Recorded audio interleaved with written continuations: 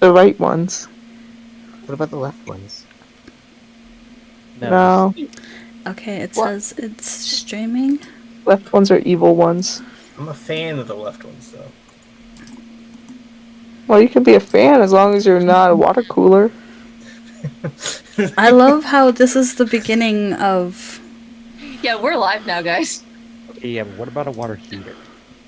Shut up. If you're a water heater, y'all got no chill. Hello, YouTube. Welcome to the next episode of Evatoria.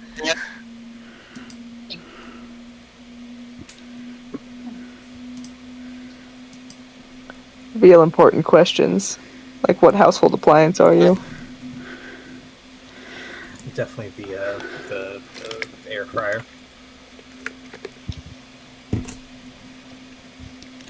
That's a good one. You need a good air fryer.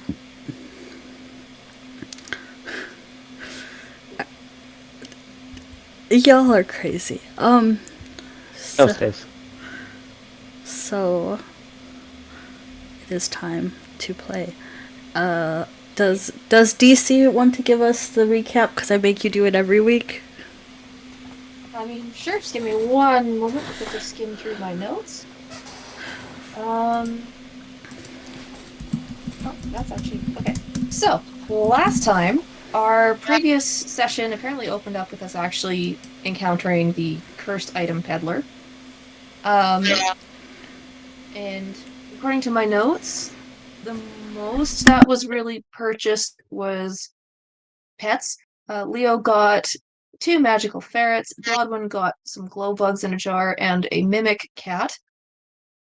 Catabasis got 2 coffee dragon hatchlings, and Flux, the only one who didn't buy a currently living object, got a gelatinous ring and a cult rune ward ring. As the group continued along and eventually reached the Bandit Coast area, it became very obvious that there were no guard patrols anywhere based on the fact that there were guard helmets on pikes along the road at one point.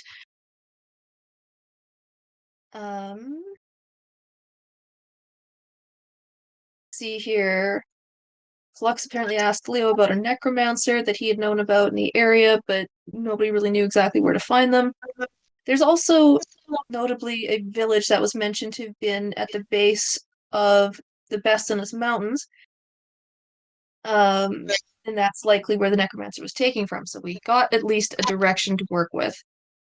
The group decided they would try to find the village instead of Trish going straight to the necromancer, because they might find some might find some information. And along the way, we found a broken down caravan, and as we tried to pass it, we predictably were attacked. It was quickly figured out, however, that these people were attacking more for survival and not just to be horrible, awful people. And Flux used, I don't remember which spell it was, to basically conjure just a mountain of potatoes and water.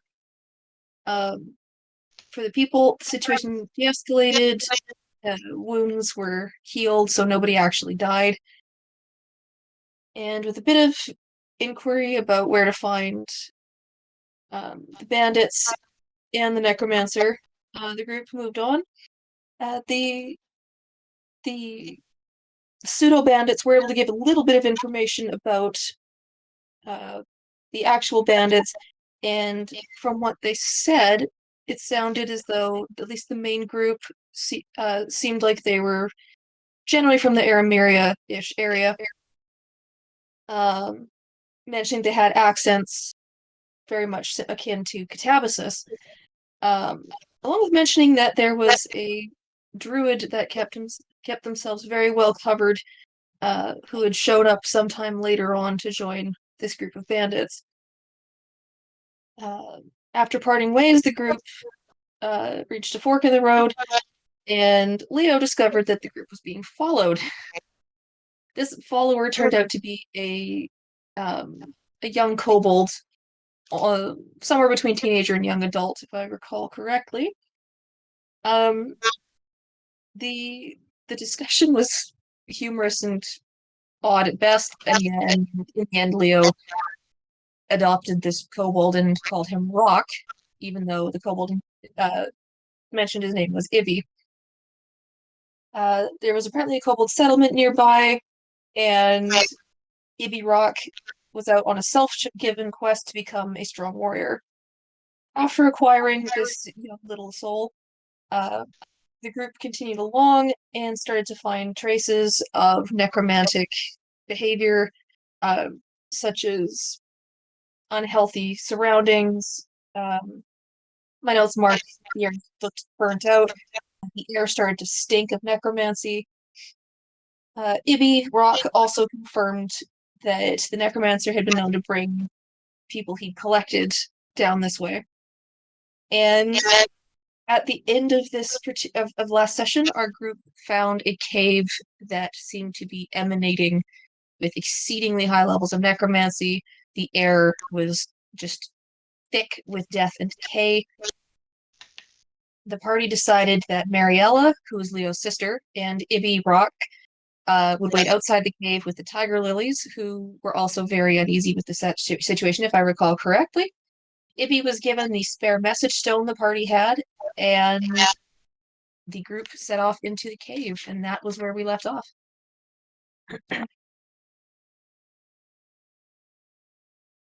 And now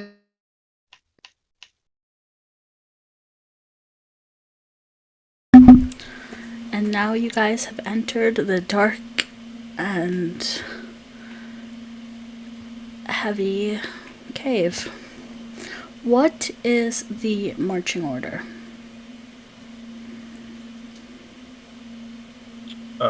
Right before we get into that, I just want to say that was it instead of detect magic, Flux has ritually casted detect poison and disease just because of the stank. Panama does have at will detect magic and 120 feet, so he can take the lead if you're our spotter. You need to go first.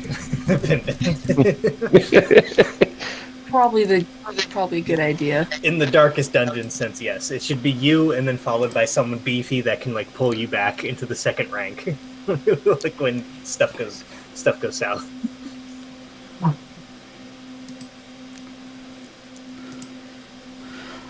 Okay, so Panama and then Sasha? I figure Sasha will go last as a rear guard. Okay. Yeah, it's either I say now Also, mind my you, this, perception is shit. this is just me, but Catabasis is also a fighter, so I think he should be number 2. Just Yeah, because, Cat can do that. So just so he can like pull Panama back behind him. I mean, Panama's not squishy, but it's like rogue warlock versus fighter druid. I think one of these is tankier than the others.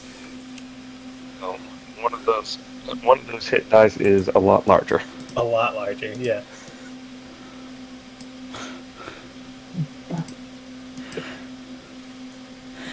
Alright, so who's after Catabasis? I was gonna say, what is it? Was it Flex has to be like 3rd or 4th back just for detect poison and disease, just so I have like coverage of the people who are in the front. So I need to at least needs to be like 5 feet in front of whoever's in front.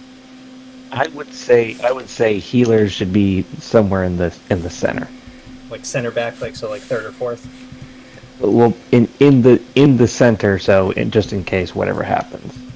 That's fair. So if something happens in the rear, you could see it. If something happens in the front, you could still see it. Right, and then in that regard, what is it? The 30-foot range on detect poison can still cover pretty much the entire chain gang. Easy.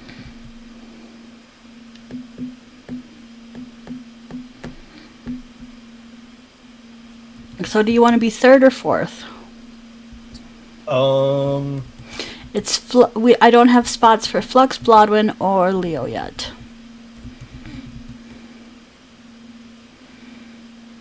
Do Blodwin and Leo want to be in front of or behind? Well, all right. So they're probably going to want to stay together. So Flux will be 3rd. Okay. Well, who's second then? Catabasis. Oh, sorry. Second. Flex will turn around and say, Mr. Leo, do you need a chaperone?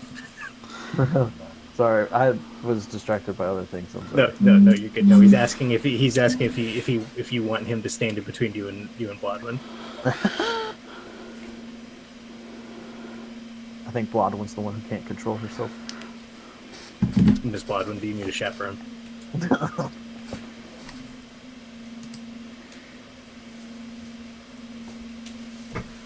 If that whole exchange was actually in character, Kat would be giving Leo such a look right now. It's okay. It could go Flux, Blodwin, and then Leo. So Flux can be third. Perfect. Because Leo has good perception, right? So he can be the back spotter. Yes, he does have a good passive. All right, good. Protect Sasha as she protects you. Alright, so going into the cave, it's Panama, Catabasis, Flux, Blodwin, Leo, Sasha. And I believe Catabasis, Flux, and Blodwin and Leo don't have dark vision. I don't know actually who's got dark vision. Leo has dark vision. Flux has dark vision. I don't know. I just literally said I have no idea who. I mean, I guess the important question is: are we stealthing, or are we? Do we not care and just decide to like have light? I mean, we should probably stealth a I little. think we should stealth. In that case, does anyone have like a bless or a pass without a trace or something? Looks at the druid. Hang on, Druid's checking his spell book. I could bless, but it's literally only a minute. Oh wait, no, I have enhanced ability. Yeah. I will. Yeah, I can. I'm trying to see if I have like guidance, but I just have bless. I mean, I can bless myself in that case. If we're being stealthy, Flex will just enhance ability you and get rid of your disadvantage. It'd work. Cat doesn't have anything. He's not stacked for that. Maximus can bless some people.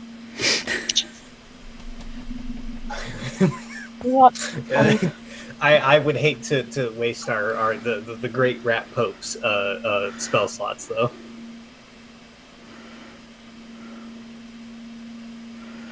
I mean, fair. What is it? Yeah.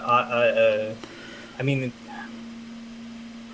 that's up to you, Pimpin. If you think that this is just blessed. All right, yeah. So Maximus will bless this for the stealth check. Yeah, Sasha's blessed. Flux is blessed. Bless you. Pat is blessed. Thank you. Even without the armor, my stealth isn't great. Okay, so I need to know everybody's stealth rolls, please.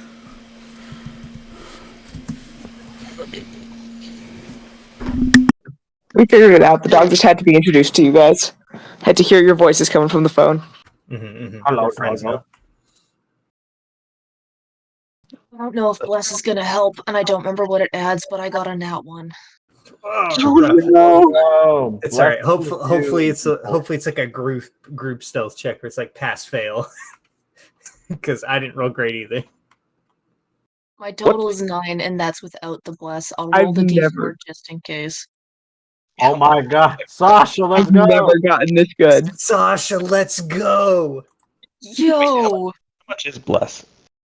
It's a D4. Bless is a d4. Oh wait, I need to add a D4, don't I? God damn. Roll the 1. Oh shit! Sasha, you rolled higher than Leo. Sasha, what in the world? She is the knight. ANIHT. Oh, Panama had to show you up. I missed fluxes in there. 16 total. Alright. Let me have a look. Hey, at least there was a nat 20 out of all that. But there was also a nat 1. It evens out. You can't win for losing, Sasha. I call that a win in my book. It's a win. It definitely is a win. To be fair, I just averaged out your guys' score, and it averages to a 19. That's a decent roll. It's a pretty good stealth roll. Yeah, Not bad. you guys did pretty good. So you guys feel relatively confident that you are stealthy as you enter the cave. Now, who cannot see in the dark? I don't think Baldwin Cat, can. cat think- has no seeing in the dark. The two humans. I think it's just Cat and Bloodwind. Leo, can you see in the dark? Yeah, I can see in the dark. I almost just called Leo a human. Alright. How dare you? Alright. See, that's good that you put Cat and Bloodwood in the middle then, because they can just, like, vibe along with you guys. So, you guys said Panama and Leo were looking out for people? They would be in the spotting position, yeah. I would like perception rolls from them as well. And yes, I know Panama can sense the spooky magics. But literally, the air is ripe with spooky magics, so. It's like everything. Oh my god, I rolled a 19. Ooh. But Panama, he sees God. Was it a nat 20?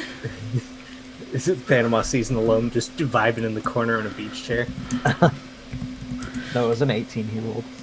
Okay, so he doesn't quite see God, because it wasn't a nat 20. But, as you... And I didn't want to see him anyway. There's other gods, yeah, no. Could have been your favorite god.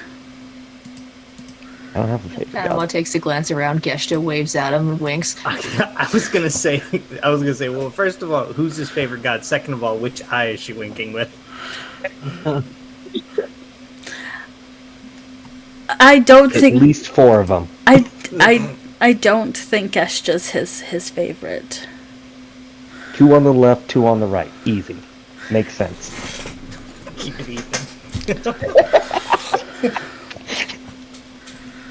Alright. So, you guys walk farther into the cave.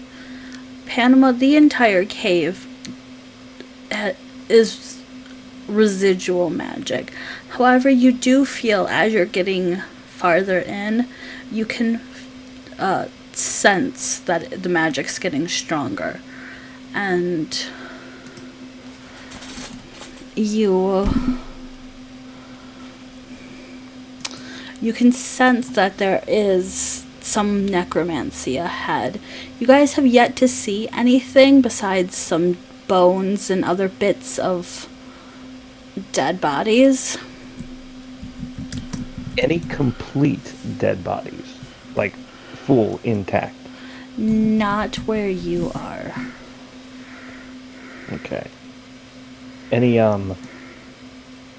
inconspicuous pile of bones?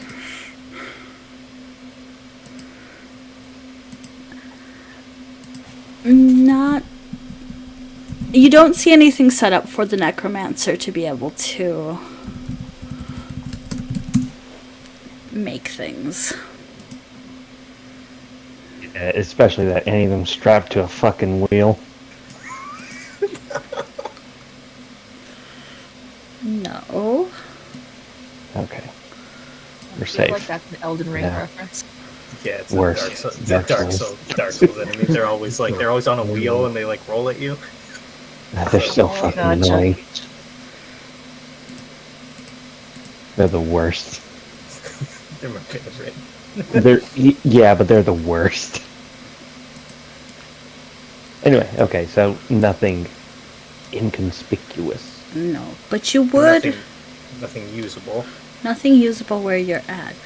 But as you get farther in, at your very extended range, you can suddenly feel 2 things pop up that are more necromantic. Necrotic? No, necromantic is the word I was looking for.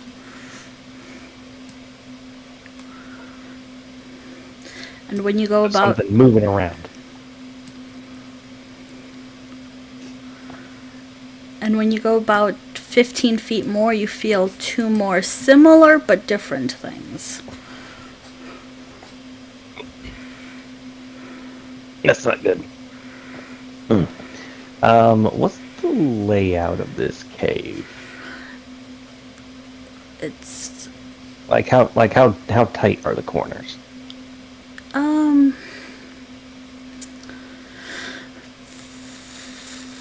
It's not. It's kind of winding. From wall to wall, it's probably about 25 feet on each, from the left to the right, and it does feel very much natural in its composition. Okay, but in terms of like spots to like duck behind or anything like that. There are a few stalagmites.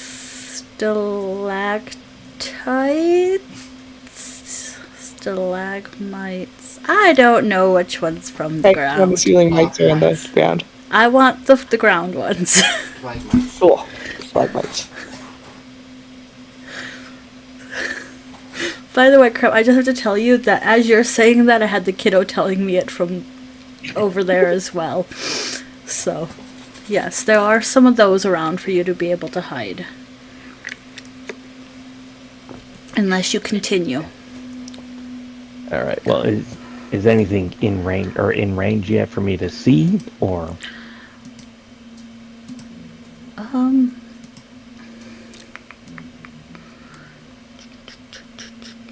One second.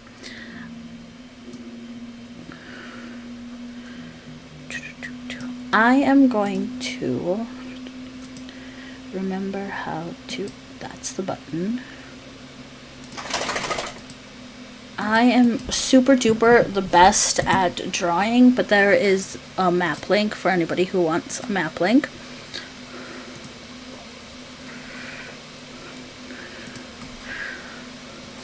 Whoa, I just got a whole bunch of pop-ups.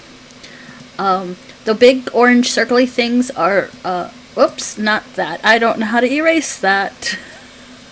That's the eraser. The big circle orange thingies are I forgot, mites.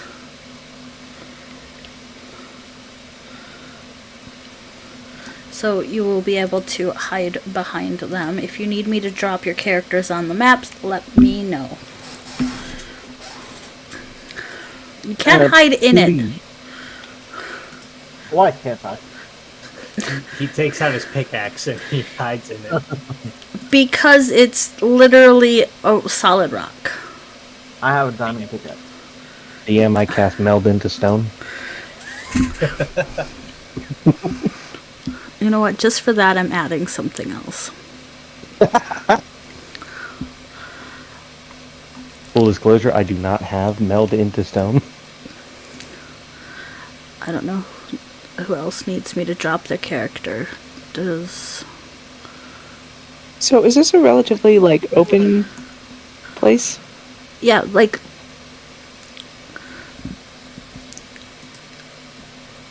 Yeah, you would be coming out of the hallway. Cool. Oh, I'm gonna pop a little divine sense into it, which lets me know any celestial here. fiend or undead within 60 feet, not behind total cover. hang on. I have to I have measure. a Yes, feeling absolutely. we're just about to pop some undead. 5, 10... Oh, how many feet did you say? 60. Yeah, you would definitely That's 40 away from a centipede. You'd definitely get 4 undead. Oh, fantastic. Why does it keep making me drag the... Why are there 2 fluxes? That's a great question. Goodbye, Flux. I deleted you. I love how you're just like, yes, let's all go in a little pile. There was in fact an imposter among us. How do I erase the fog of war? Okay, I found it. Erase. With an eraser? How far can you guys see? 120 feet. Oh, cool. Then I'll On the just. light. Well, there they are. Oh no. Hello. Chat. Odds Rider. I fought one of these in Baldur's Gate. Oh, shit. Oh, shit. I just temporarily played one of these in a D&D game ages ago. Oh shit. Belgos was not happy. I'm glad I piked the spot behind the cover. Yeah, pre-crazy or post-crazy? Alright. So, can I get you guys to roll on D&D Beyond your initiatives, please? Absolutely. Ooh, that was some pretty nifty. Oh man, I Don't rolled tell an me now, Cat. I rolled an 18. It slid across the screen and tapped to a 5 when it Mine reached the edge. too. It's rough. So, Wait a minute. I almost Is had a nat 20. Is Bless still Oh, active dang. or no? It's only a minute. That's up to the That's DM. not a minute. no. Yeah, okay. I figured. Just had to ask.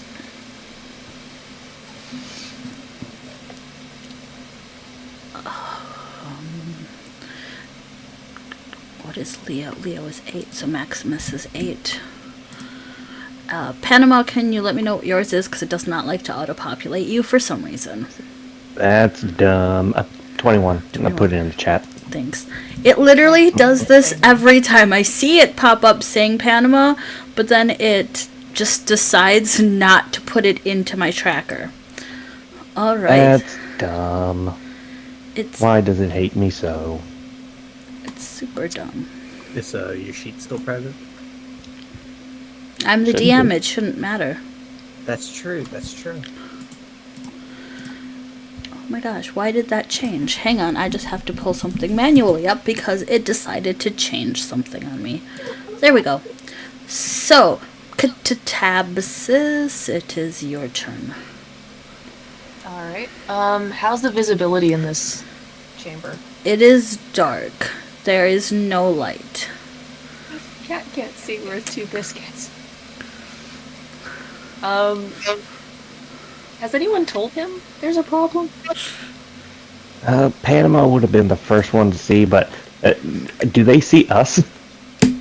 Yes. I was like, oh, okay. God,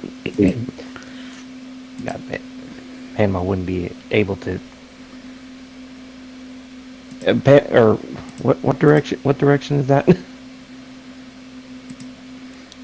Left? Forward? In front of us?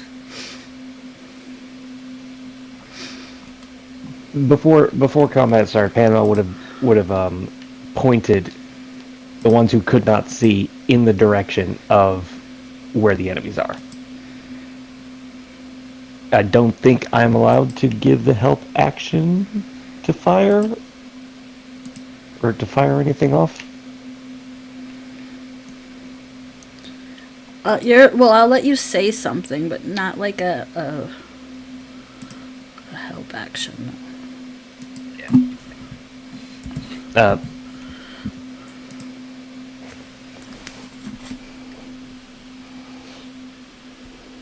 yeah. Okay, where's Cat at? Okay. Cat right in front of you. There's a Drider.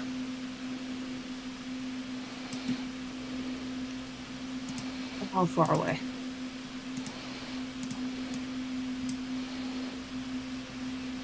Is it able to kill me right away?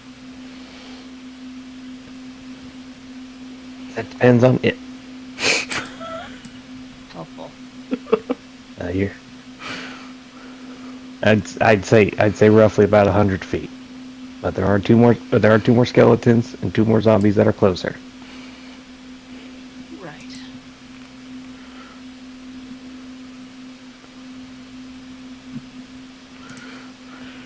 Oh, I just realized.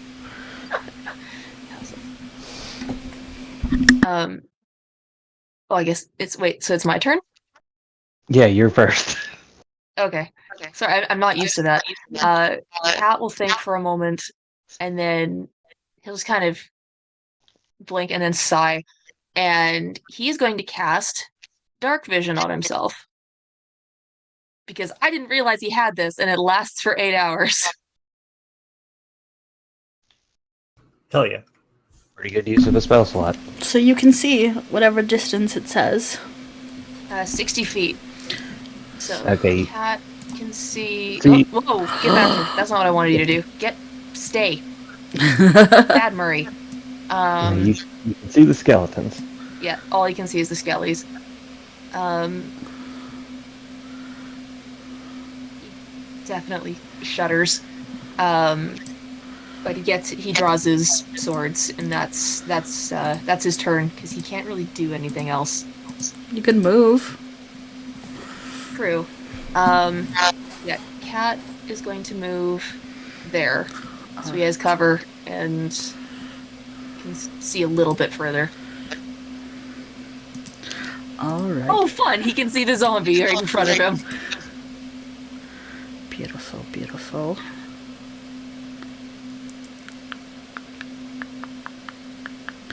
So,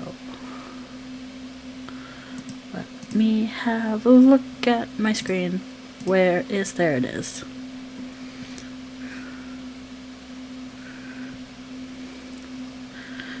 Do.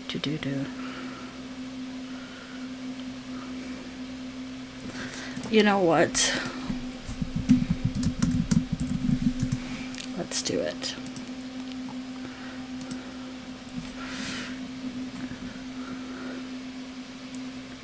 What is the range? That is the range. You should be concerned.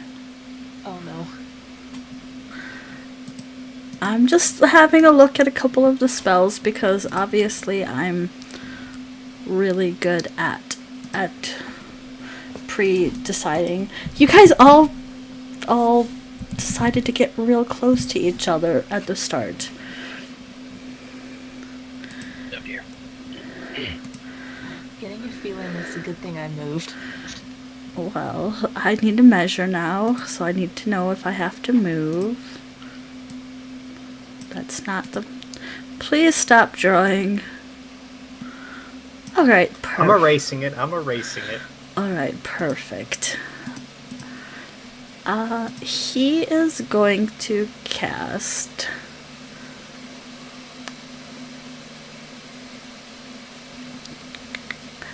He is going to cast Cloud Kill on the 5 of you bunched up. That is a Constitution save.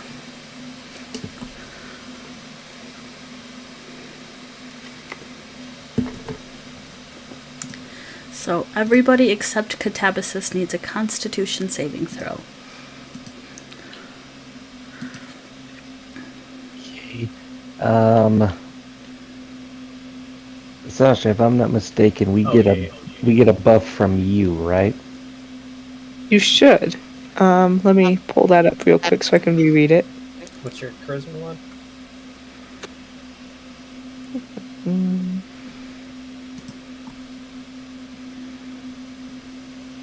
+5 to all saving throws if you're within 10 feet of me. Oh.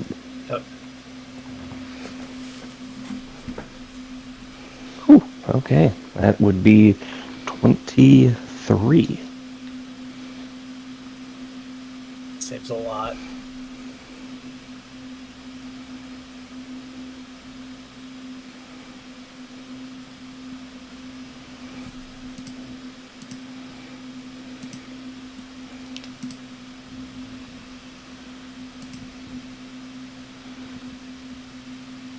Okay, so... Go have a look at what you guys did. Oh.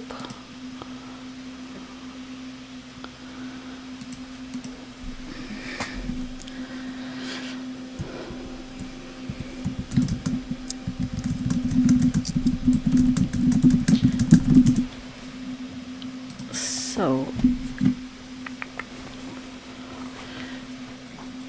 Okay, 15, 19, 13, 14, 23.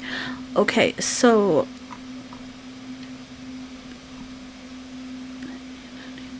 Okay, Sonic...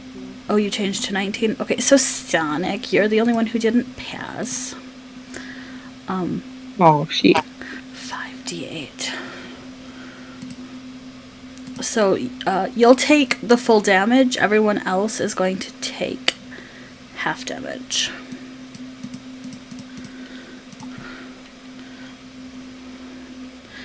So that was a really interesting roll. So 22 damage to Sasha, 11 to everybody else except Catabasis. Protein. And I can't hear anybody because I decided to unplug my headset just now. Alright, I can hear again. You didn't miss much. And the only other... Oh, sorry, go ahead. Oh, what were you asking? I was gonna ask what the visual on Cloud Kill is. What it looks like? Yeah. So it is a sphere of poisonous yellow and green fog. Spreading around corners, it lasts for the duration until a strong wind disperses the fog, ending the spell. Its area is heavily obscured.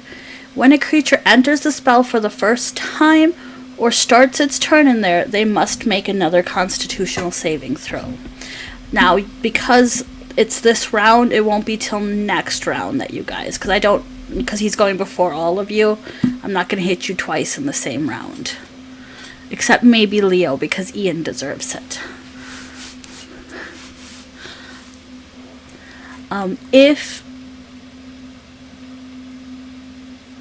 Creatures are affected even if they hold their breath or don't need to breathe. The fog does move at each of its away from you at the start of each of your turns. Okay, so I think that's the caster. I don't know how that reads, but either way, none of you guys are going to be stupid enough to stay in there, so it's fine. I hope. So then what he also does is he is going to take a little... That's not the button to grab people. He's going to take a few steps back and start to climb the wall. So he is going to be on the ceiling. So I'm just going to switch his color to purple. That means he's on the ceiling. When he gets off the ceiling, I will take it back off. How high is the ceiling? Let's see. Like 40 feet.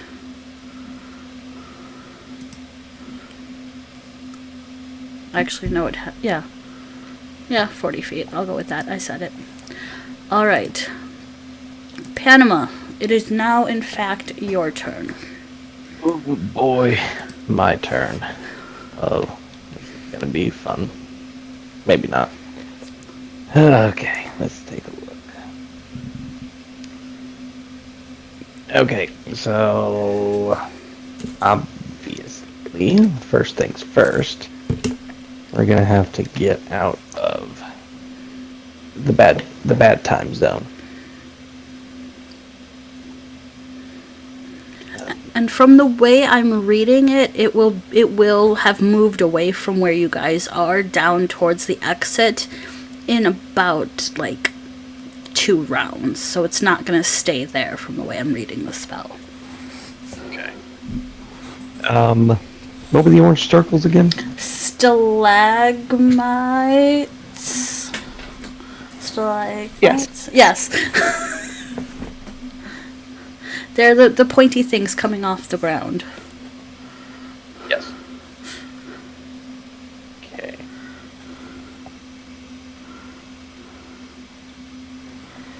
From what we can see, there's... Oops, I got my ruler out. Nothing else there. So...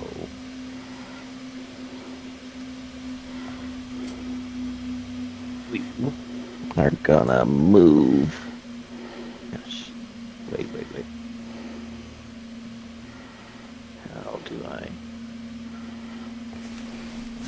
click off that? It's out. Gonna move over here to the other side of the stalagmite.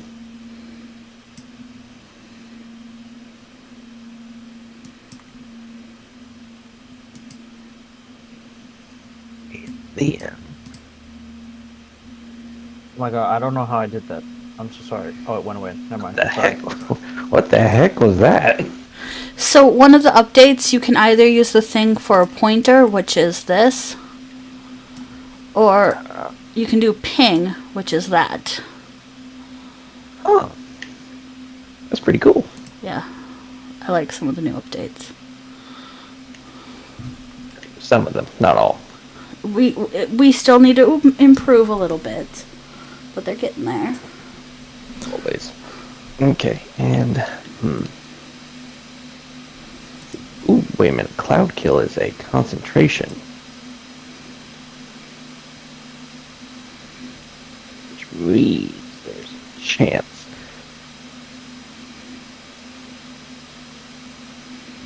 No, thankfully he's a fool because he's in range.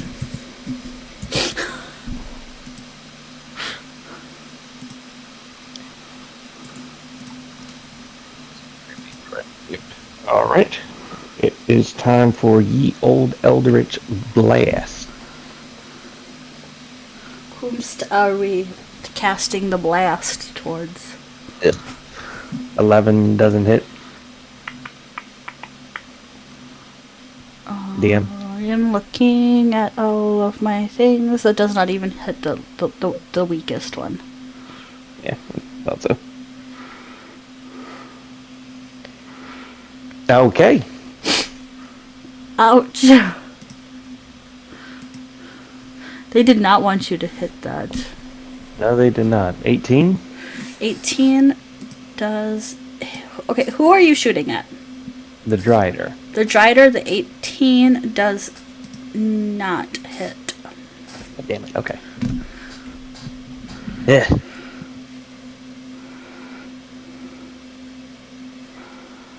Yeah, no, that's all I can do.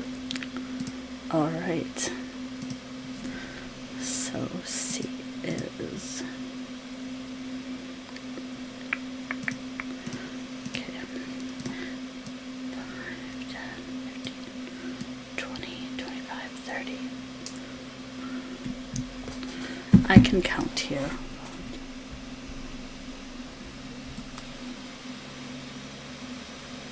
He's gonna run up to you guys. Sasha and Bloodwin. You guys said Sasha was going first? Yeah, we can do it that way. Alright. Sasha, it is in fact your turn. Cool. Cool. I've definitely not been trying to decide what the hell I'm going to do. Okay. Coin flip. Let's try haste. I don't do haste often. Let's go for a haste. That means I don't attack this turn, but I am going to haste myself. And then just, move up next to him, because I want to, if he attacks anyone else, I get Sentinel, and that's fun. Ooh. So that will be my kind of throwaway round to set up things for next round. Alrighty. No, is Sasha out of the cloud kill when she does that? Yeah, how far is the cloud kill? I'm trying to get out of the cloud kill. Yeah. Yep, you would be out of it. You'd be on the edge of it, so. Okie doke. Alright, just looking out for you. Cool. Then that's where I want to be, and I'm now hasted. Thank you very much. Beautiful. Bloodwin, it is now your turn.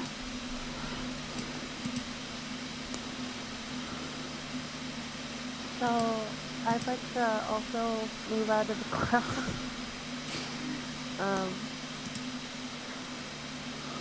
How far can I move? I can move 30 feet.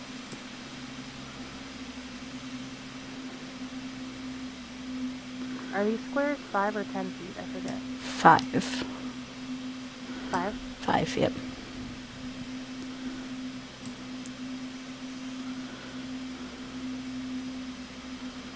Like here. Alright. I want to try to cast Crown of Madness on one of the Skellies, like Skelly 1. Skelly 1. Alright. And what does... That is... Will you listen to me, computer? Okay. What is the save on that? A wisdom save. He's gonna do amazing, guys. That's a 7. Yeah. It's a 14.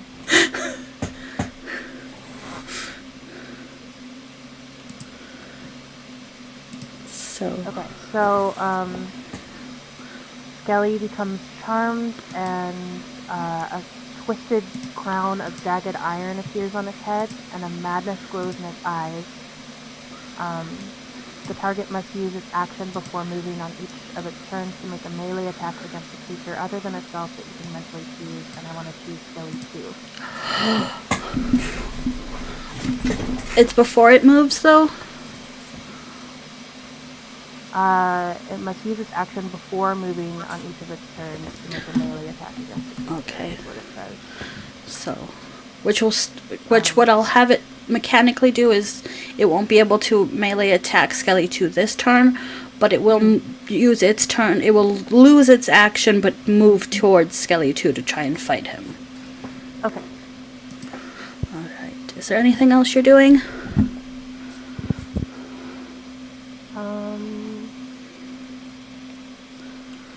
I have used up all my bardic inspiration, so I think that's it. Oh no. All right.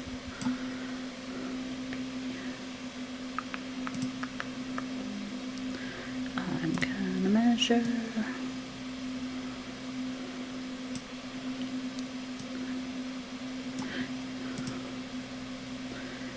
All right. Will you stop doing that?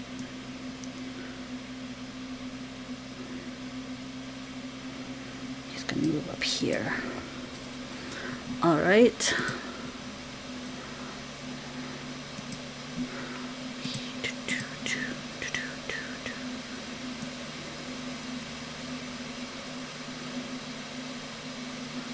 Move to there.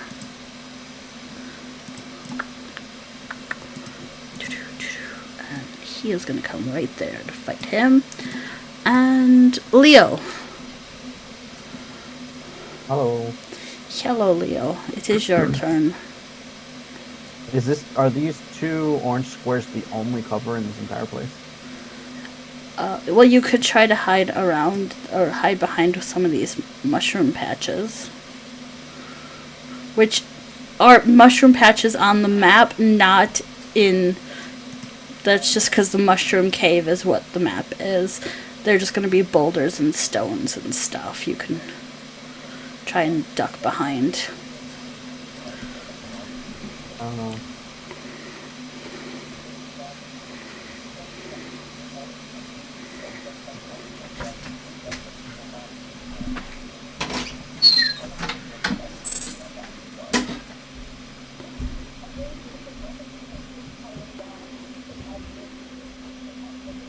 Can I bonus action hide? You can bonus action hide. Can I just get your stealth roll? 33. Beautiful. So that's what you're doing? Yes, and then for my action, I'll shoot Skelly number 2. Alright. Oh my god. I have to do Eldritch Blast because I forgot I broke my crossbow. Well, yeah, you have no crossbow. But you jumped up and down on it like an angry monkey. I'm just letting you know. What is it? Is it a hand crossbow or a light crossbow? It was a hand crossbow, I believe. Okay, never mind. I was gonna say if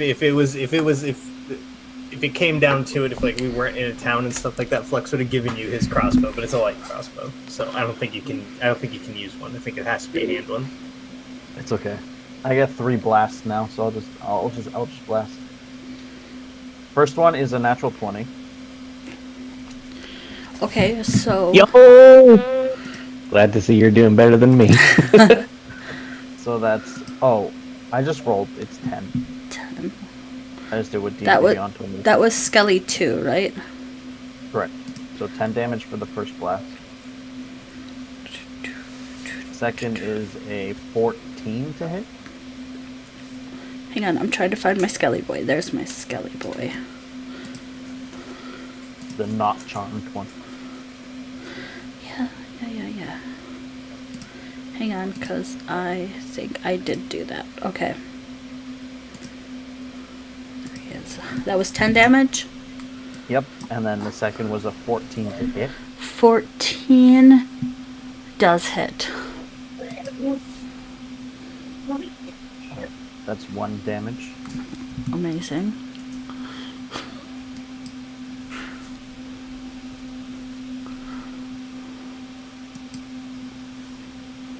Oh, that was just 1 damage. Should I say that? Yeah.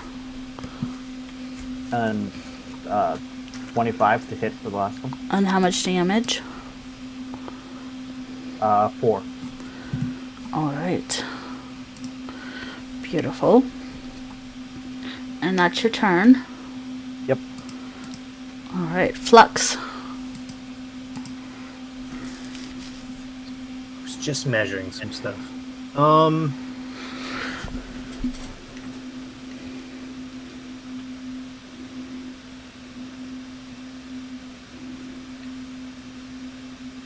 I have a question. Can we pass through our friend squares? Yes. Okay. You can pass through, but not stop.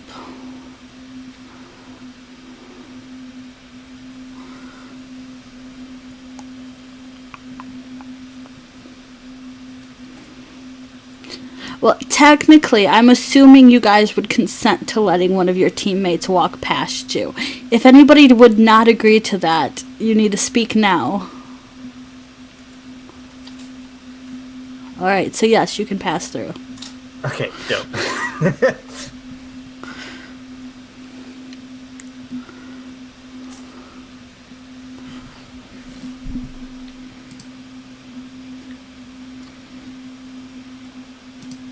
Alright, sorry. I'm measuring stuff because I have dark vision and I have to be able to like see this jabron before I do anything.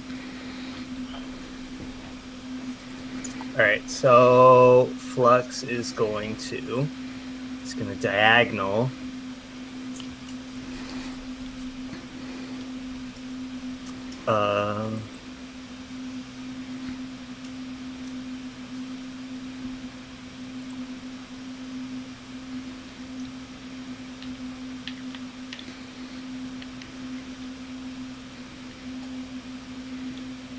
It's gonna go down there. Let me just double check.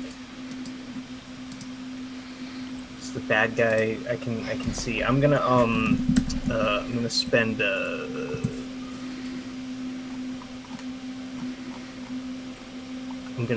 a 4th level slot, and I'm going to hemorrhage that jabron. So was it you thin and agitate the blood of one creature that you can see within range using some type of magic that definitely isn't dark and forbidden. The target must make a Constitution saving throw. On a failed save, the target takes 48 necrotic damage, and the target has disadvantage on concentration checks. And whenever the target takes bludgeoning, piercing, slashing, or force or necrotic damage, the damage is increased by 1d8. On a successful save, the target takes half damage, is otherwise unaffected. So I need a con save from the big spider boy. Okay. Con save.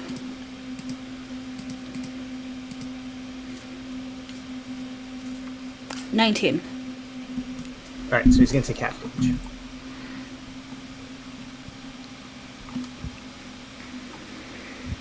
Alright, he's gonna take 10 necrotic damage. Does that still get the run-on effects with future, like... No, he saved. So he just takes half the damage and that's it. So. And then, can you do anything cool with my bonus action?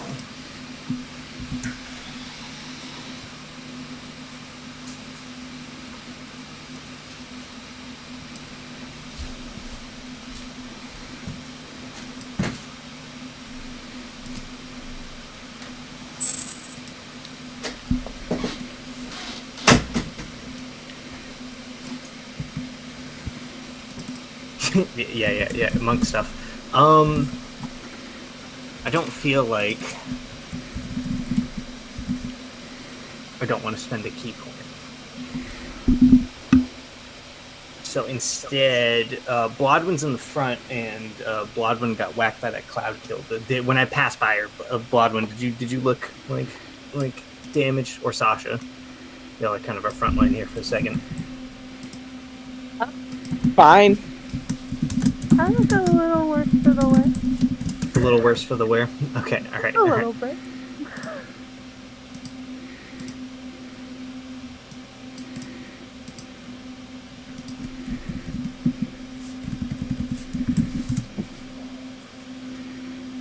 Oh wait, I already cast a level spell.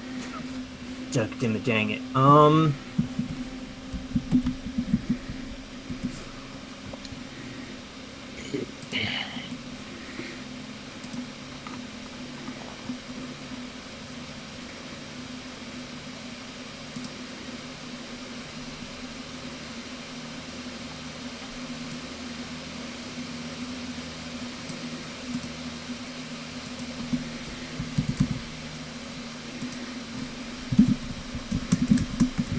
Not let it ride.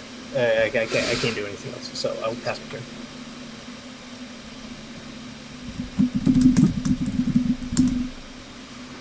Okay. Catabasis.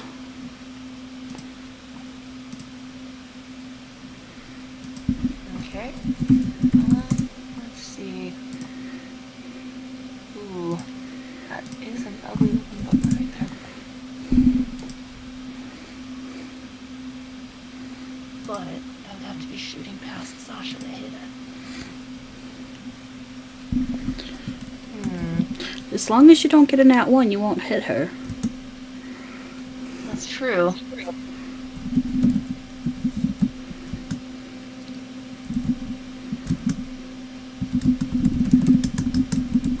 Oh, wait a sec. What kind of damage is that? I don't know if that kind of damage actually affects.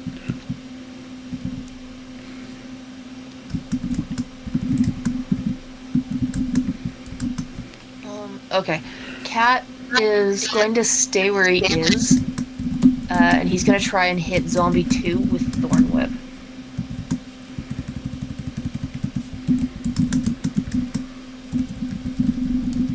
That's a 24 to hit. 24 hits. And that's 6 pierce. Alright. That was Zomb 2. It's also pulled 10 feet. Oh yeah, 10 feet, up to 10 feet closer.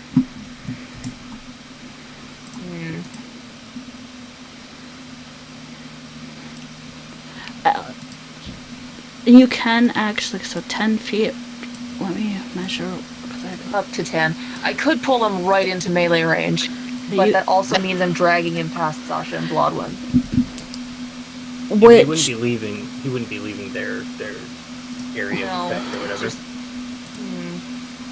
I mean, he does become in melee with you, which is advantageous. That's He's true. by himself. So plus that would put put you guys flanking him.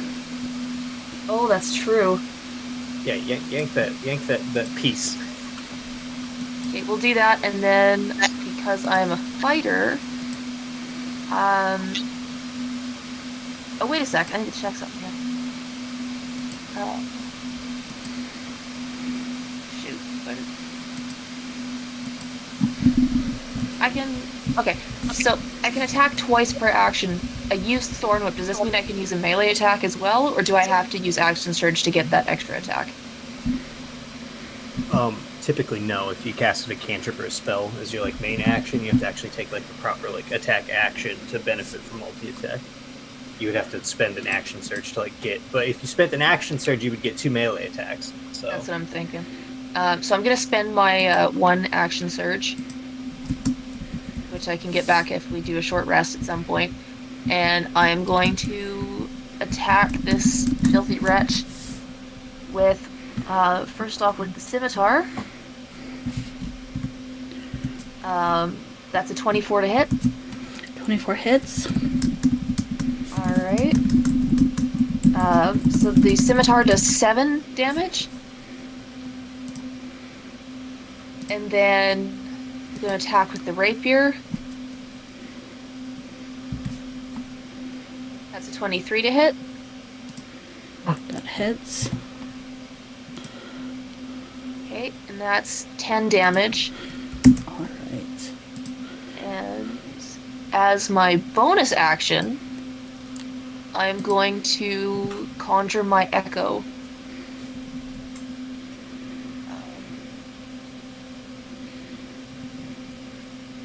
We'll put him somewhere. Put him there. And I'll give him... Oh, you can't even see that. I'll give him an orange ring, so we know that that's the echo.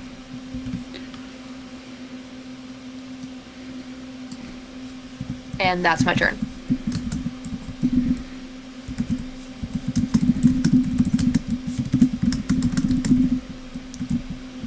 Alright. Let me just get one thing. Oh, actually, I'm going to put him there instead, because I can put him up to 15. Okay, now I'm done fussing. That's my turn. Alright. Just give me one moment, because I realized there was somebody who I didn't do something to, so I have to send something in a moment. Fighter fussing, that's the wizard's job. Heart Druid. Alright, fair play.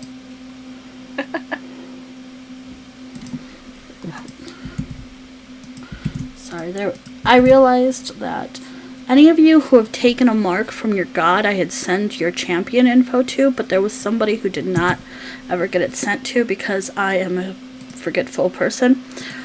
So I was just sending that to that person. And don't forget, all of you should theoretically have been sent something at some point in the last couple years. Good luck finding it. Let me just back scroll our entire conversation. Hey, I pulled yours forward because I know Thank you for that. you and I forget this. I'm actually going to probably be able to pull most of you guys' forward. Just give me a minute.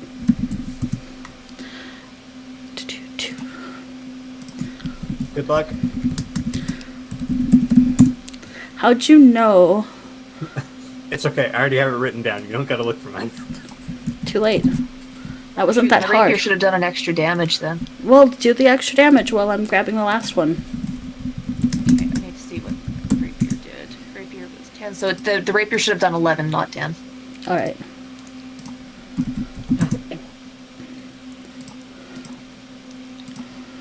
Alright. What do. So I'll hit an extra one for that. Alright. That was the end of your turn. Now it's my turn. Oh, shit.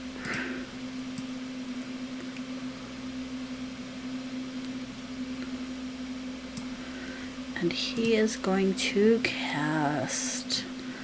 Which spell shall I cast at you guys now?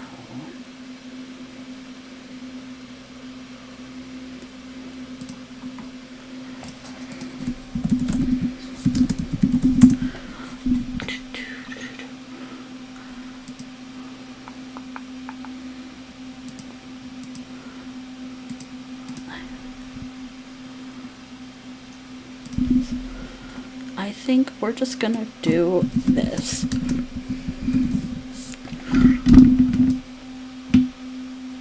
He's just going to cast a Ray of Sickness at somebody. He will cast it at Bloodwind, because she's right there. So, No. it would be another con save. You still get +5, because I'm still next to you.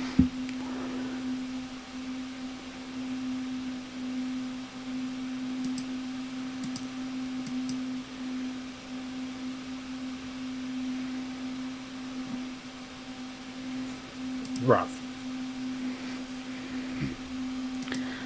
So that would be then with that. That is going to be 4 damage, and you are poisoned until the end of your next turn. No, until the end of the Drider's next turn. So, at the end of the Drider's next turn, you will no longer be poisoned. Which poisoned just gives you disadvantage on your attack rolls and ability checks.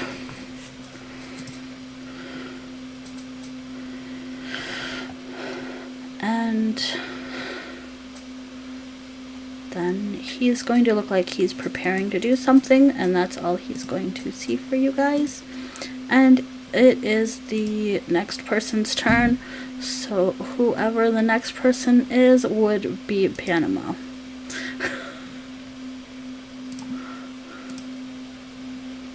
Amazing.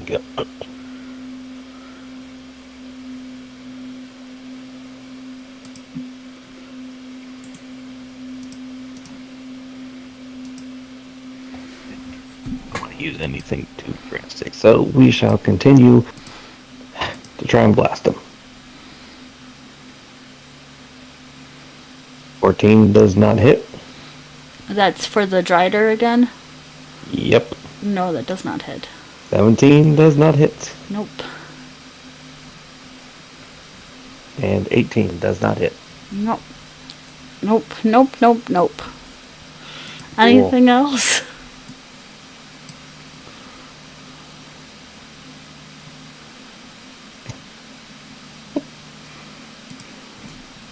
We have fun here. Alright. So...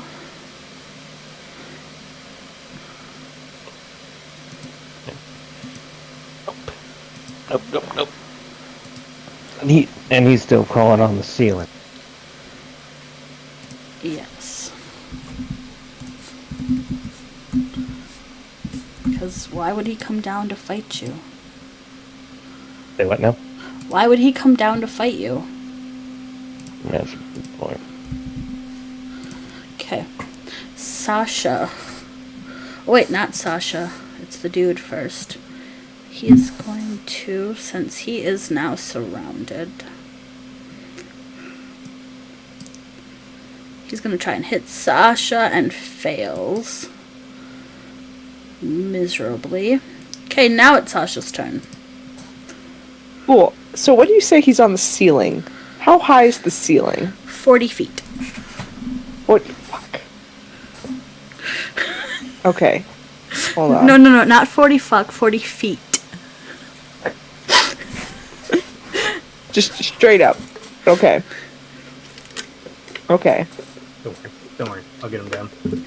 No, but theoretically, so like, he has height of his own. And if I jump and then teleport 30 feet up and reach up with my hand, could I theoretically grab onto him? Like, get within striking range? Because he's technically a large creature, and because you're using, I'm assuming you're using Misty Step, 100%. Yes. 100% you can grab him. You know, it would be really cool if instead of grabbing him with your hands, you did an attack at the same time with, like, I think you have a hammer? I don't know what weapon you have. Yeah, whatever. I can. And, like, the haste action, so you get 3 attacks on him. Yeah. Yeah. See, this is the idea here. You just want to ride him first. And I want to know if it works. Right. Yeah. Haste gives me twice as much movement. Oh, yeah. Wait, Which hang gives me on. 1, 2. Oh, sorry. Hang on. What's your strength mod? Just out of curiosity. Hold on, let me go back to where I was.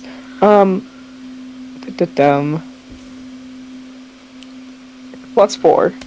Plus 4. Alright, hang on. Give me a second. I'm doing math.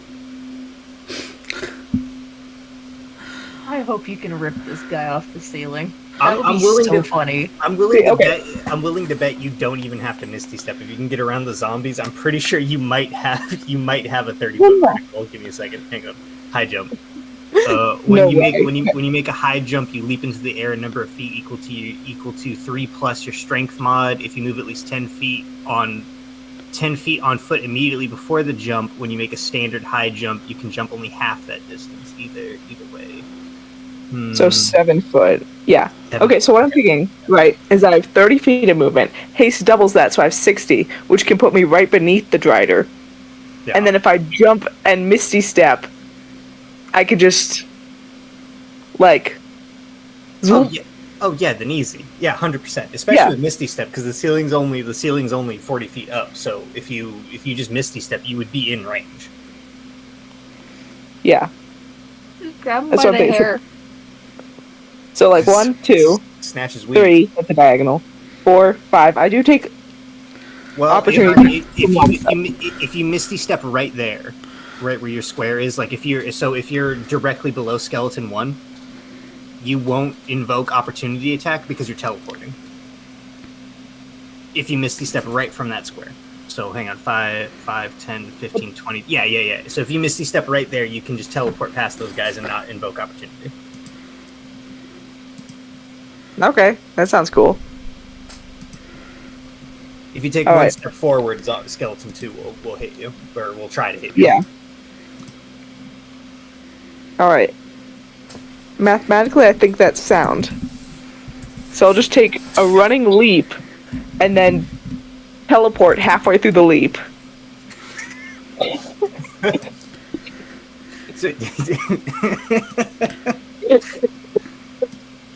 This is so bad.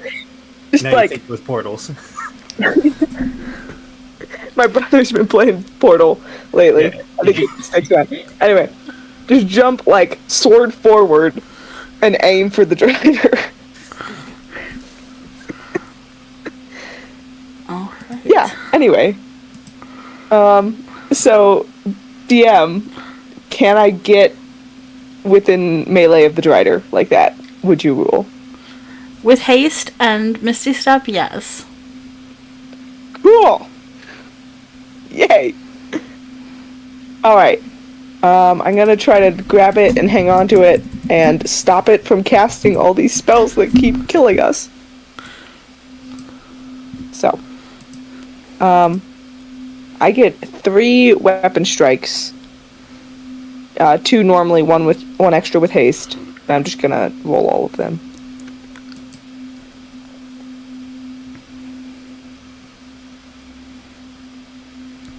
May Valerian bless you because his AC is no joke. Yeah. That's a 27, 24, and 18. I know the 18 doesn't hit. The other 2 do hit. Yep. Okay. Mess him up real good. Now, do you smite? Yes. I was doing the math on this. Is he undead? Or fiend? He would count But he's not a as that, yes. Would count as undead. Great, Yes. great. So yeah, we'll pull out a classic... What spell slots do I have? Yeah, fuck it. We'll do a 3rd level smite on the first one. You should also do your Valerian Smite. That is a good point. Get that extra, throw an extra d6 on there.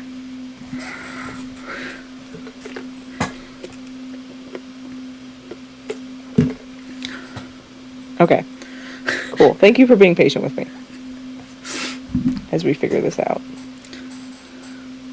So. Longsword damage, and then... 8 plus 4, 5... 7. Oh, this is ridiculous. This is frankly obscene. No, it's good. It's good. It's 2 plus 1. Okay.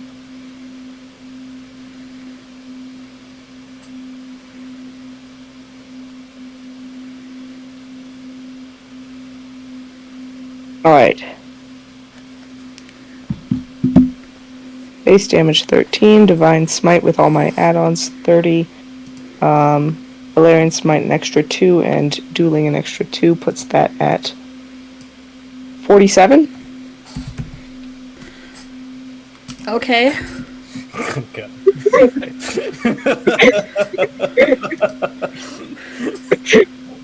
Just paladin things. Okay. I love Paladin so much. What was the damage?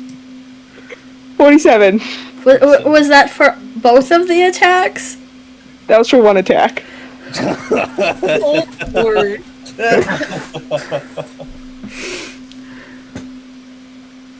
Sasha heard kill it with fire and decided to kick it up a notch. So I do want to say when Sasha takes her first strike, not only is it the normal smites and everything you guys are used to, but you guys would see a glowing golden like symbol come out from her. That is the symbol of, it is in the shape of the symbol of Valerian, like just kind of explode out of her. Magical girl transformation. I love this. 100%. So I want that noted, that you guys do see that. I love the idea that it's like the little Valerian hammer comes out and just like makes like hitting the anvil like ting noise, like he's just adding on just a little baby smite on top of everything. He's just also being petty and just like, no, smite this guy. Okay. Can I smite twice in one turn? Yes. Cool. As long as it's not one of the like the spell smites, like branding smite. If it's just your regular class feature smite, 100%. You can spend a spell slot every turn. It's only the like I'm casting a level. We're running out of spell slots. Okay. Yeah. Okay. Second one's only a second level Divine Smite, but that's 1, 2, 3, 4, 5.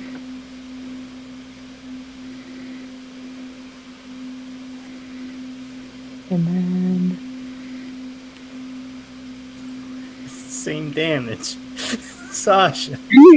Sasha. Same damage. I'm not gonna put another Valerian one in it just for the drama of the first one. So that is 2 less, which makes it only 45. Only. I don't know why you didn't. Only 45. Hashtag stay toxic, stay smiting. Okay. Thank you. That's my turn. Can we just gather funds to get Kremling a freaking Smite Makes Right shirt or something? 200%. Oh, I love that. 200%. Cool. Thank you very much for standing by while I did math. And yeah. Wait, what's Sasha's girlfriend's name? Raina. It's we get you a ball cap that says Raina wants me, undead fear me, instead of the like fish fear me or whatever.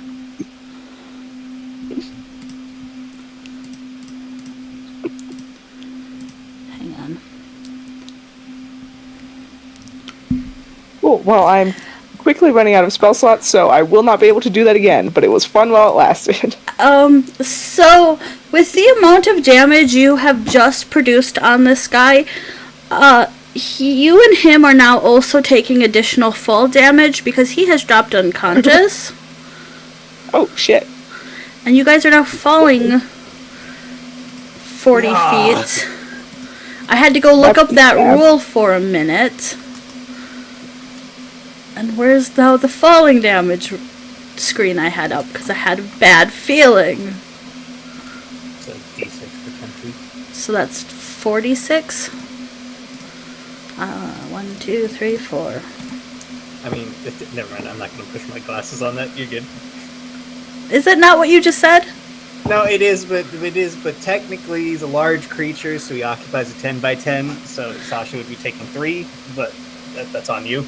Oh, that is true. So that is. I mean, I figured I'd get squished by him. Listen, I'm trying to. I'm trying to defend you, Sasha.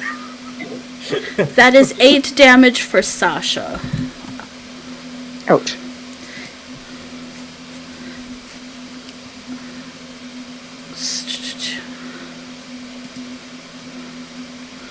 Alrighty. So, with him unconscious, I believe his dudes drop too. Because he can no longer keep them up. I'm trying to look up this. I think it depends on the spell. Like, some spells just keep going. Depends on how he animated them. That's what I'm looking for. Yeah, if it requires concentration, he's unconscious. I would love the fact that they were like Roombas on autopilot, like they were they just still active.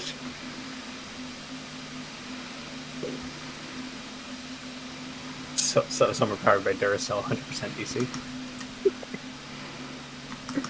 You know what? Just keep going.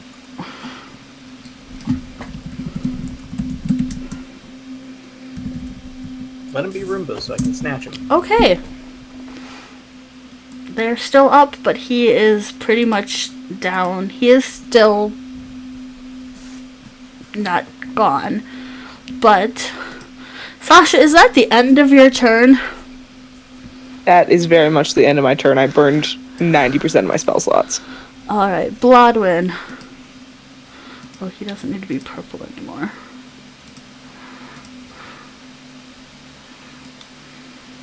So, okay. Would I know if necromancy works on like a drider?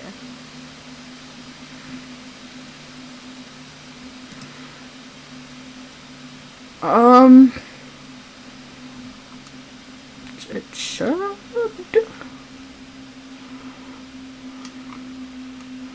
Theoretically. Theoretically. As far as I know, driders are technically counted as living beings. I don't think they actually have any resistance to things like necromancy. Even the drider, like, I have special notes because of this is not a normal drider. I never wrote anything about necromancy, so yeah, sure. Okay, I'm moving forward 30 feet, and Sasha, how are you looking? I'm a little hurt, but not bad at all. Okay. The fall wasn't too bad. Despite the fact I'm now pinned under a giant spider. But, yeah. Shit happens. Well, I can help you get out from the spider, like, next turn if you need it. Okay, because I can't quite get to you yet. I want to try to cast Wither and Bloom at the drider. Oh goodness, we're gonna completely just decimate it. Okay, what are we gonna do? Okay, what is the... That is a Constitution saving throw. Con 14. That is going to be a...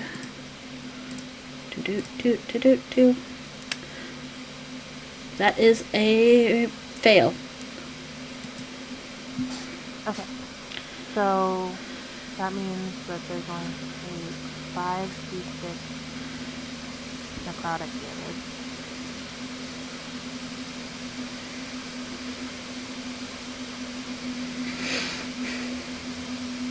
That's an 11. And then in addition, one creature of your choice in that area can spend and roll one of its unspent hit dice, and you'll gain the number of hit points equal to the roll plus your spellcasting ability modifier. That's a lot of words for, like, you can heal someone, I think.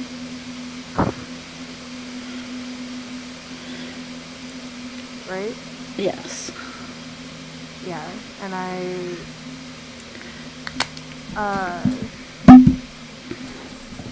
want to use that on Sasha, even though she's okay.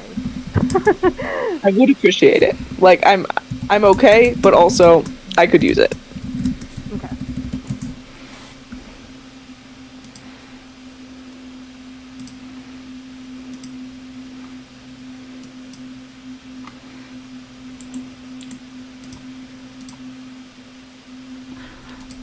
Alright.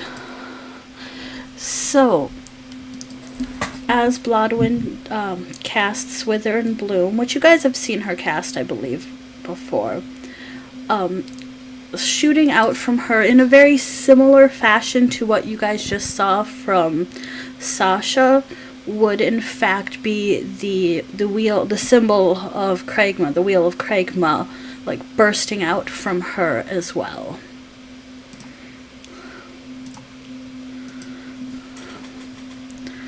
Let's go.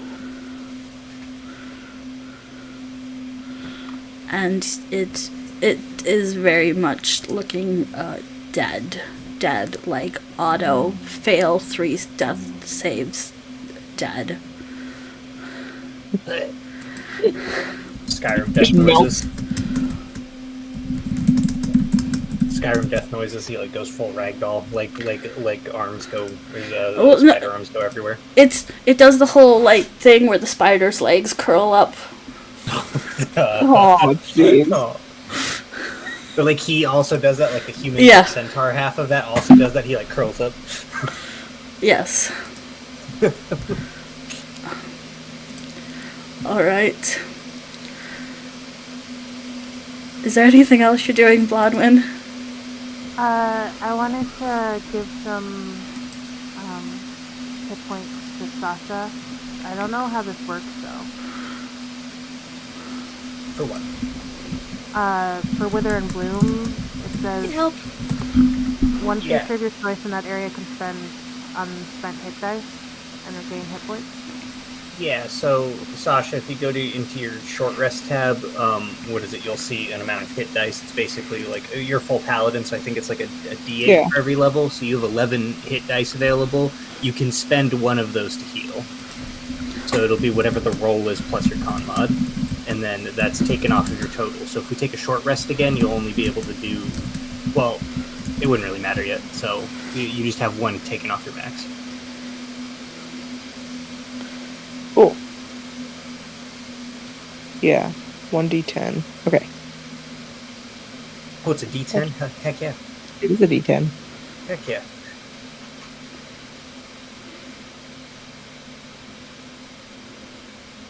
Thank you very much. That is useful. No problem. I got a 10. This is amazing. Oh my gosh. The dice gods have blessed me tonight. I don't know what it is. It's good. We'll need it.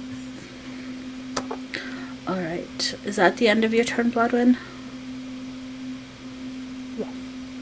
Okay. So then Skelly 1 is gonna attack Skelly 2.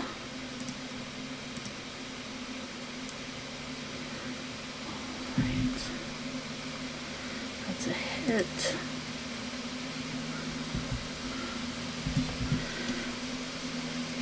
And then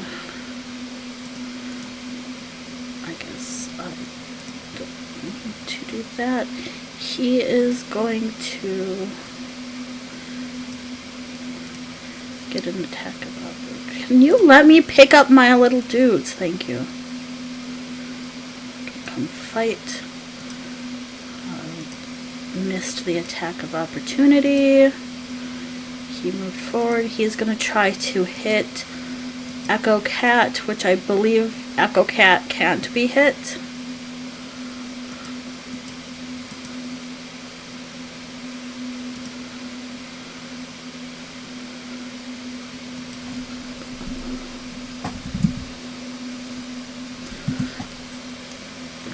DC? Forgot I was muted, sorry.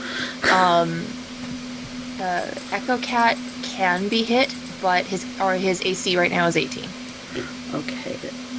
And That is a miss because apparently I can't hit things now.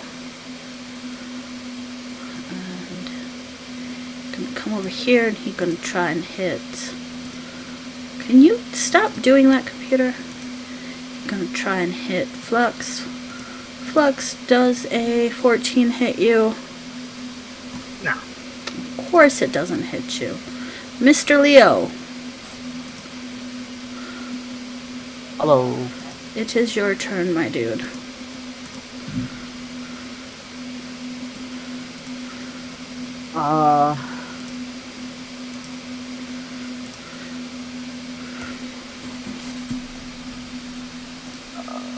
I'm going to Eldritch Blast the guy attacking Flux. No, Mr. Leo, don't do it. It's fine. Okay. I'm gonna Eldritch Blast Jelly number 1. No, Mr. Leo, it's fine. I'm doing it.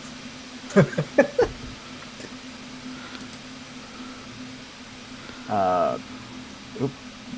16 to hit. 16 hits. 1 damage. Amazing. That was a beautiful damage. You literally just And- poked him between the eye holes. 10 to hit. 10 does not hit. 14 to hit. 14 hits. 5 damage. Alright. Anything else, Leo? What are my bonuses? I don't know. Hide. Bonus action, hide. What's your spell? 23. Beautiful. Alright. Flux. I have a question, DM. Yes. So the Drider's dead. Are these like undeads, like auras, just like free floating, just like free form jazz right now? Yeah. Can I just like just snatch them? Yeah. All right, cool. So Flux is just gonna like raise up a hand, almost like puppeteering, and is just gonna like. Can I just like? Do I gotta roll? Like, because the marionette's dead. So can I just take them, or do I gotta roll for this? Are you trying to take control of them, or are you trying to like get rid of the necro? No. I want them. These guys are gonna take this necromancer's lunch money later down the line. I want them. Okay. Roll. Because there's a chance of nat failure. Sure. Even though he's dead, I do need you to roll a d20. If you get a 1, you don't get him. All right, I got an 11. Okay. You in fact do get them. All right, yeah. So you see, like Flux, like reach out. I don't know if this is perceptible to anybody else, but like all the other undead are just basically gonna like look to him, and he's gonna be like, "I'm dead." He's like, "Quit acting like a bunch of degenerates." Line up.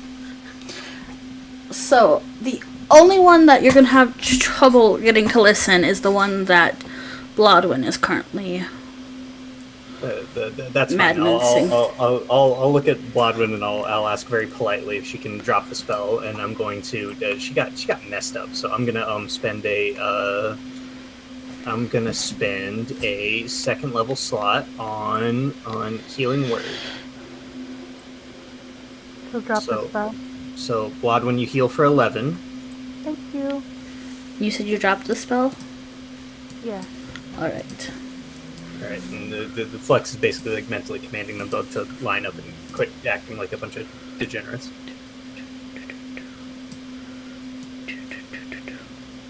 When did you learn how to do that? I'm going to be honest with Celia. Let's probably not ask questions about this sort of thing. Those are the only kind of questions I like to ask. If you want to get technical, in cleric school, we learn how to do this, but it isn't really like talked about, so let's not. It's kind of like in an he's telling the truth. All clerics know how to raise dead. It's just whether or not it's socially acceptable to do it. Alright. Like, okay. I will say you guys are theoretically out of combat.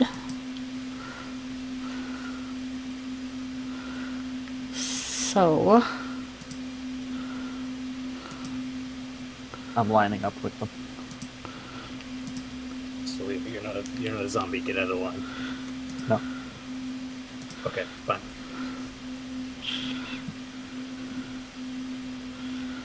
so then what are you going to do? What does everybody do now that you guys have murdered a poor innocent Drider necromancer? Loot the body. Sasha squirms out of whatever spider pulp is now on top of her. You I love how you word it as spider pulp. I mean, it fell unconscious, then hit the ground for 40 feet, then got withered and bloomed, so... Yeah. There's not much left there, I'm guessing. Bloodwind would offer a hand to Sasha if she needs it. I will take it.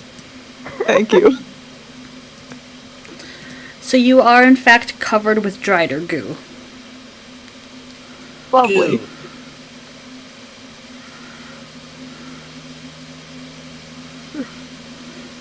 I'll like not take it very... I'll not take the hand. Well, I will take the hand, but like I'll try not to get goop on you. So you wipe off the gauntlet first, and then you're like, okay, now I'll grab the hand. Yeah. Don't worry about it. Just let me help you. Very gentle woman-like. There's some good old prestidigitation to help get cleaned off. Does anyone else need healing?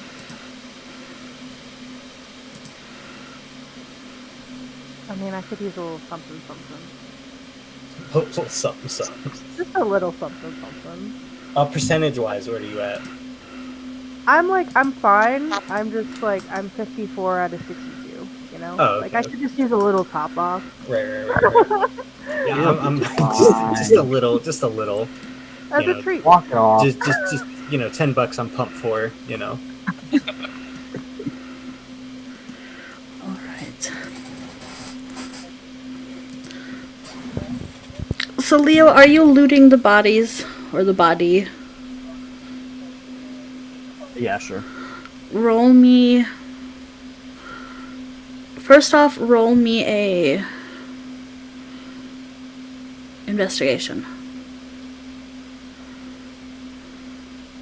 Natural 20. Okay, Damn. Total of 25. okay. Witcher senses activated. There's loot here. What I would like from you Yes.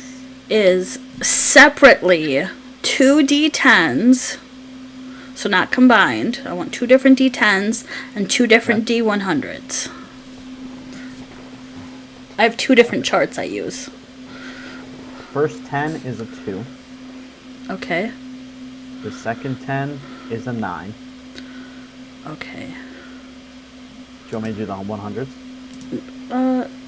So you have currently found, your first 2 things you find is you have found a large vial. I'd say it's probably about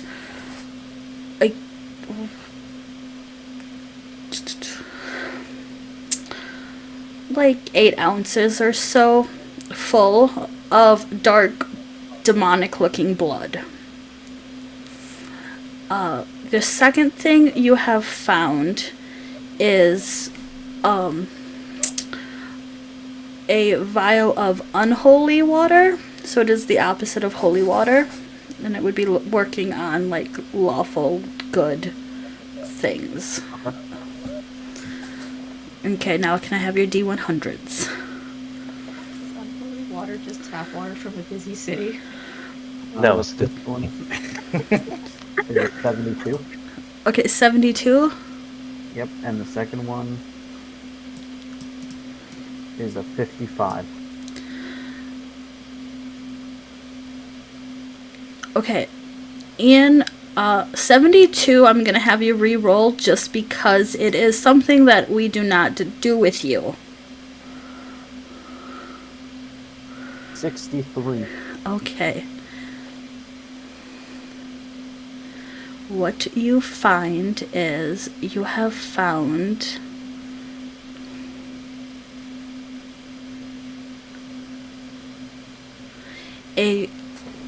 small cameo, but the face on it has been like scratched off of it. Think, like scratching out a yearbook. A what? A cameo. Do you know what a cameo is? No. It's like a carving of somebody's face. Ah, okay. It's Can also be a sketch, but it's technically just like the bust, so from like the shoulders up. It's kind of, this is a cameo. I just posted it in the chatter, but it's going to be having the face scratched out of it. And then the second thing you find is a mummified raven's claw. Mummified raven's claw. Yeah, like a claw from the foot. Yeah. From Okay. Alright. What is everybody else doing? Well, Leo is picking over this dead Drider. Flux is addressing the troops.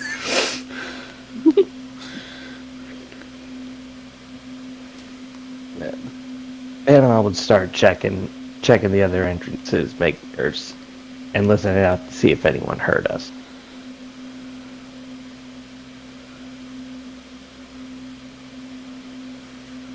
Alright.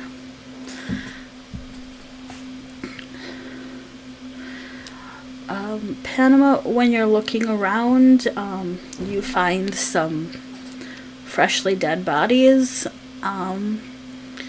and bits and things like that, but you do not see anything coming, and you do not find any living beings.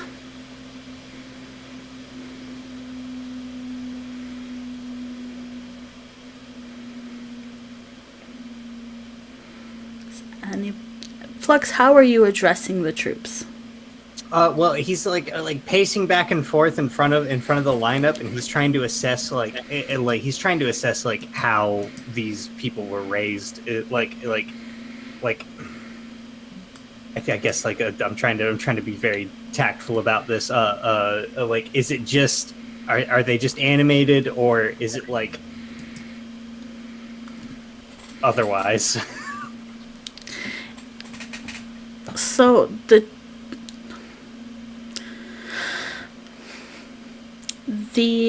two that I have listed as skeletons are just animated, and the two I had listed as zombies, because that's just how my brain would decided, are other ways. Okay. Well, if Maximus is in the lineup, Flux will put the Rat Pope on his shoulder. He is now his commissar in this. The skeletons are going to get shuffled off to the side, and the zombies, basically, Flux will politely ask the zombies, basically, if they're not animated in a ethical means, if they're still like whoever it was basically is still in them, is basically going to ask, very respectfully, say, this has already happened, I can either just cut off whatever connection it is and you can be at peace, or we can go get revenge on whoever did this. It's up to you, and I will respect your decision otherwise.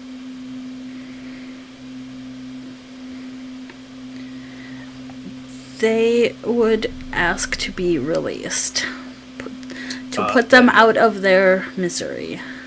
Yeah, then without any hesitation, Flux will sever the connection and let them drop it. Alright. So you have two skellies and your team. Dang, I should have asked them what their preferred burial method was.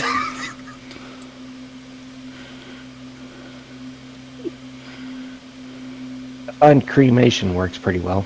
I agree with you, Mr. Panama. And Flux is just going to toss a couple produced flames on them. So you have a roasty toasty bonfire in this area. Yep. Now, shall we continue? Do you guys want to continue, or do you want to take a short rest? We have 2 guards.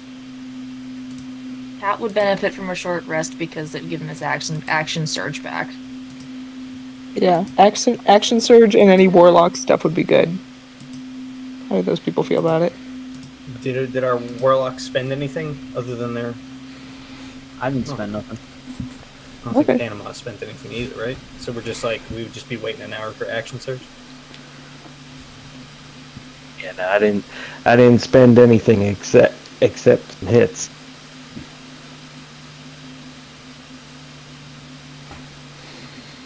I'll leave this up to the tribunal if we wait around for action surge or if we don't. I mean, Cat with both swords out with action surge would be kind of nasty. I'm not gonna lie.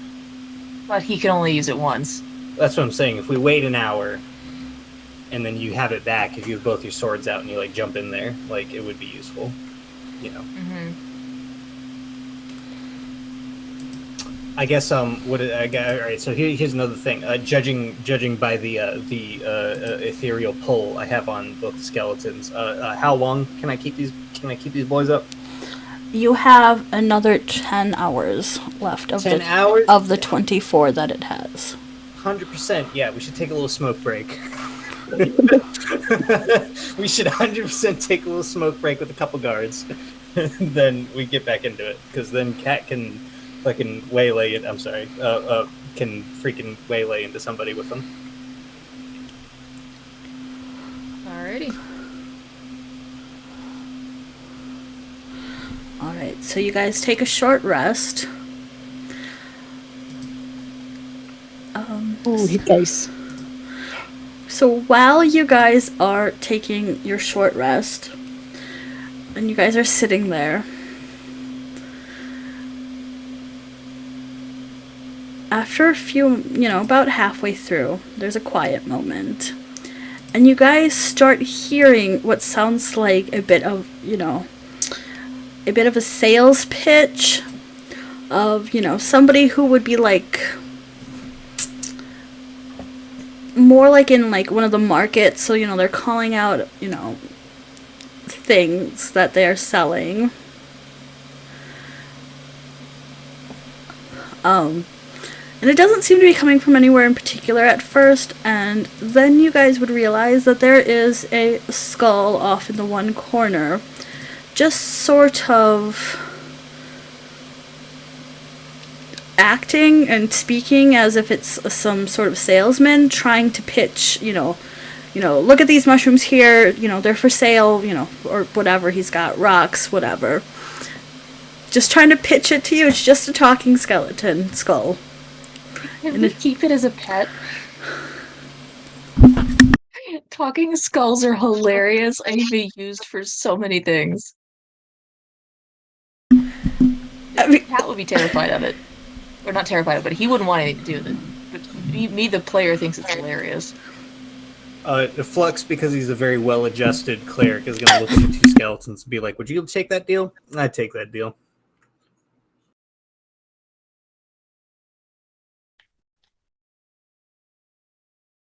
They obviously don't answer, so Flux is going to get up and go over to the skeleton.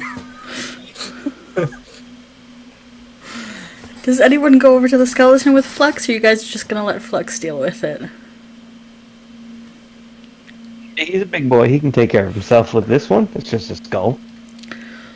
Yeah, we'll watch.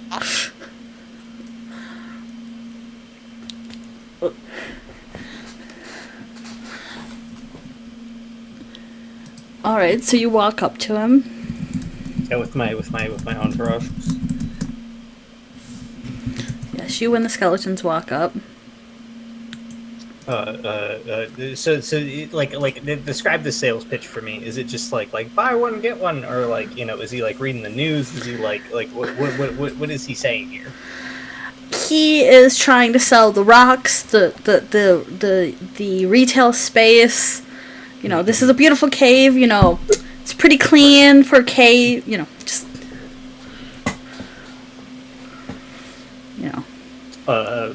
So Flex will walk up and basically will just be like, hail, salesman. Hey, so are you interested in buying something? What can I help you with? What can I buy? What can I sell you? I've actually wished to flip the script here, and I want to offer you a proposition as opposed to you trying to sell me this fine stalagmite gear.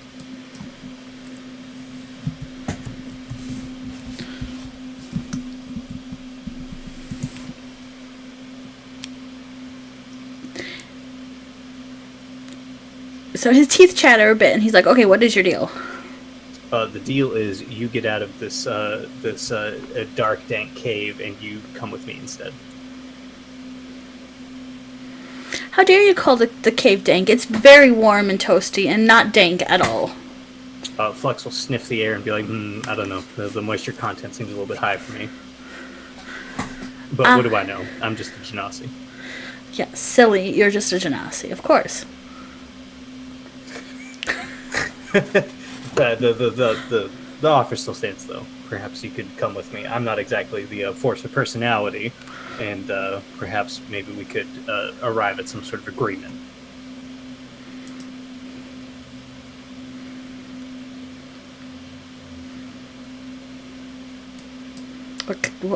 What kind of agreement? It just depends. I mean, what could I offer a salesman such like you?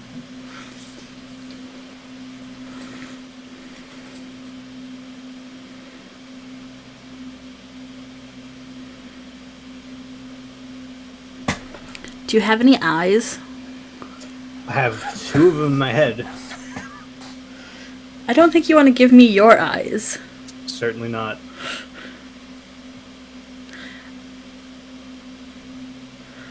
Do you have any eyes I can have? I'm not that kind of cleric. It just depends. Perhaps deeper in the cave we could repurpose. Fleck kind of like pinches the nose of the bridge of his brow, like realizing what he's offering here, and being like, "I'm sure we can figure something out."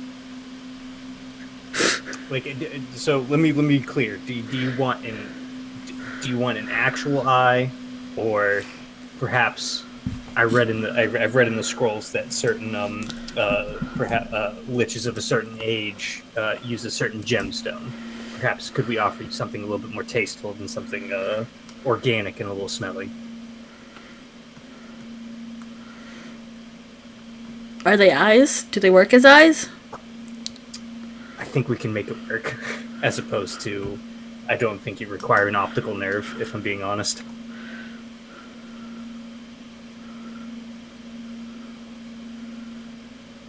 Just checking in the back of the old cerebral cortex here. Does a certain somebody agree with me on this? It is a skull. No. I'm not asking about the skull. I'm asking about the other person. Like, did they agree with what I'm saying here? Yes.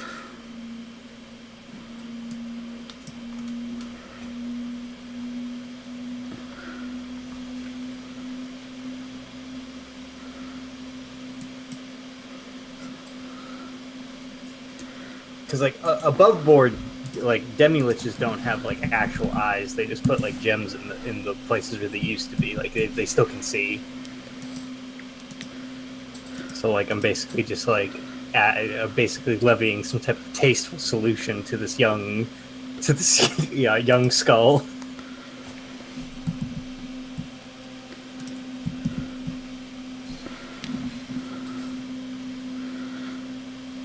Skull. It is literally just a skull talking to you. Well, yes, but it's talking. I'm just saying, like, would you rather something gross, or would you rather be pimping and have like a couple rubies for eyes?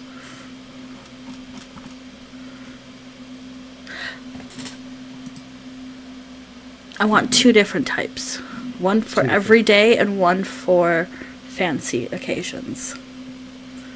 I will try to make that work, but unfortunately I only have diamonds in my possessions, and if somebody dies I might need them, but I will try to make that work. Okay. Then I will come with you, and we will find me eyes. I appreciate that. What should I call you?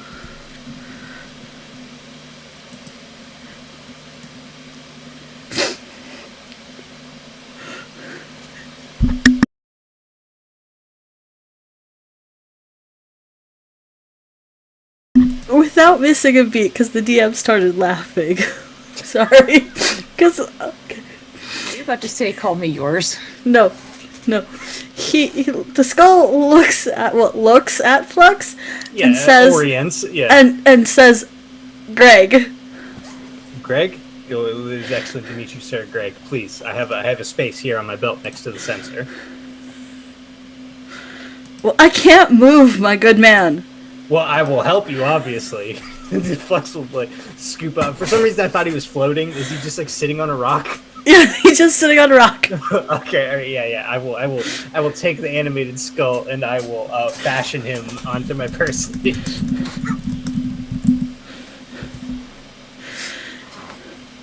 So Flux now has Greg the Skull, who randomly talks, on his belt or whatever.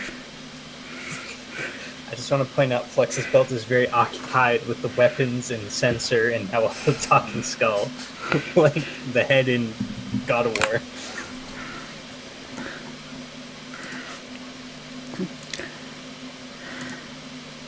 Alright.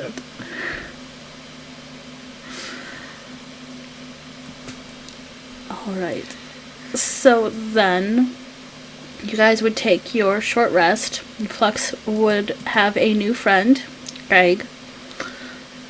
And I think we will call that for the night, so next week you can actually get to the Necromancer. For short rest purposes, for anyone who isn't super familiar, what is it? You have a number of hit dice equal to your player level, equal to your character level. That's defined by your character class. So, like, what is it? Sasha's a paladin, has a D10. So does Cat for his fighter levels, but he has a D8 for his druid levels. You can spend up to half of your total number of hit dice per short rest. And for each dice roll, you get your con mod on top of that. So if you spend 1, you get your con mod. If you spend 2, you get your con mod times 2. So if anybody needs to just like top up, because I know I'm spending a hit die.